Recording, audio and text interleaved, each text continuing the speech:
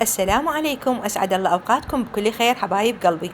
اليوم رجعت وياكم بالبسبوسة بالبسكويت بشكل كلش طيب وطعام روعة. طبعا راح أبدو أقول بسم الله الرحمن الرحيم، وأنا اختصرت هواي بالفيديو حتى لا يكون ممل وتستمتعون بمشاهدته. عندي هنا باكيتين بسكويت، أي نوع من البسكويت، أنا ما طلعت بسكويت نوعه لأنه حسب الموجود عندكم والمتوفر بالبيت. باكيتين طحنتهم بهالشكل هذا، محضرة الطعام ناعم تقريبا، وضفت عليهم 100 غرام من الزبدة. الزبدة هنا إذا ما متوفرة ممكن استعمال الزيت العادي، لكن الزبدة راح تعطي طعم كلش طيب. وهنا أنا راح أبدي أخلطهم إلى أن أحس إنه البسكويت كله شرب الزبدة، والزبدة ما أضيفها مرة واحدة، أضيفها على شكل دفعات إلى أن أشوف يعني قوام البسكويت شلون يصير. طبعا هو أي قالب عندكم أنت رأسا باشري بيه وخلي بيه البسكويت وخليه بهالشكل هذا.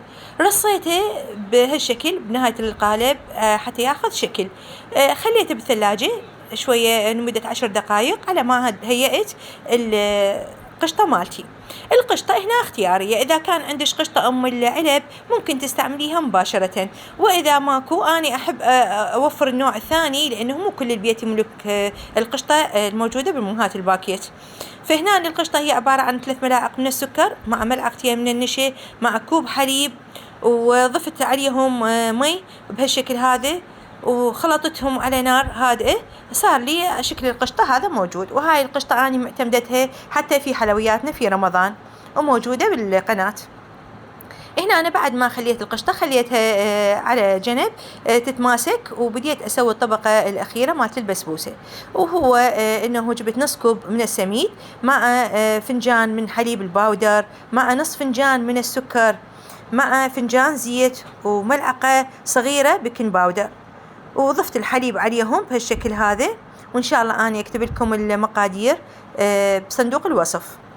راح أبدي أخلطهم على كيفي إلى أن أشوفهم يتجانسون مع بعض ويصير عندي قوامهم ممتاز. هذه نص ملعقة، ملعقة استعملت مال كوب صغيرة، نص ملعقة. وهنا أنا خلطتهم وهذا القوام اللي أنا أريده، يعني مثل الكيك. راح يكون الطبقة الأساسية فوق القشطة. وهنا أنا بعد ما صبيتها بهالشكل هذا راح أدخلها للفرن وراح نشوف شكلها النهائي.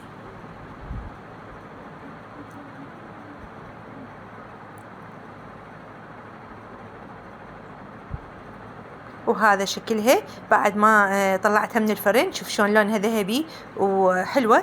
طبعا مثل ما تعرفون أنا دائما أقول لكم إنه أنا مهيئة القطر أو الشيرة في الثلاجة، طلعتها مجرد ما طلعتها صار بحرارة الغرفة.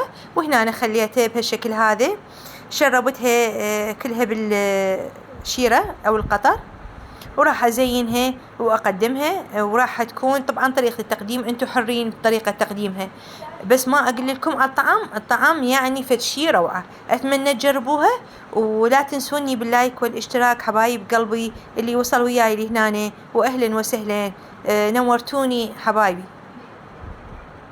وهذا شكلها بعد ما خلينا لها الشيرة، أكيد شربتها كلها وزينتها بالفستق أو بالمبروش أو أي شيء عندكم، يعني شكل هيك عادي يعني يعطيها جمالية، بس هي طعمها روعة.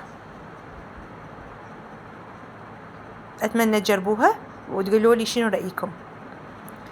واللي وصلوا وياي لهنا أقول له دمتم في رعاية الله وحفظه، مع السلامة في فيديو آخر.